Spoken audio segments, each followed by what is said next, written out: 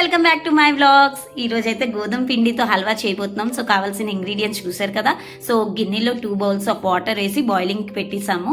So పక్కనే ప్యాన్లోని 1/2 cup ఘీ వేసి దాంట్లో కొంచెం డ్రై ఫ్రూట్స్ వేసి రోస్ట్ చేసి పక్కకు తీస్తామన్నమాట. సో అదే ఘీలోని 1 కప్ గోధుమ పిండి తీసుకున్నాము. 2 కప్స్ వాటర్ బాయిల్ పెట్టాం కదా, 1 కప్ అదే బౌల్తోనే గోధుమ పిండి తీసుకొని బాగా ఫ్రై చేసాం.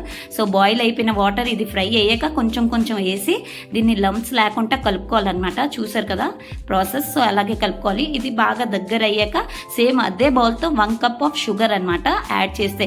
గోధుమ పిండి హల్వా అంటే సౌండ్స్ డిఫరెంట్ కదా, చాలా యమ్మీగా ఉంటుంది, టేస్టీగా ఉంటుంది. మీరు కూడా ట్రై చేయండి. ఇదంతా దగ్గర అయిపోయాక మనం ఫ్రై చేసుకున్న ఉంచుకున్న నట్స్ దీనిలో యాడ్ చేసి give it a nice mix. తర్వాత ఇంకా అంతే, రెడీ టు ఈట్ అనమాట. సో మీరు కూడా డెఫినెట్గా ఇది ట్రై చేయండి. సో నేనైతే బౌల్లో ట్రాన్స్ఫర్ చేసి ట్రై చేస్తున్నాను.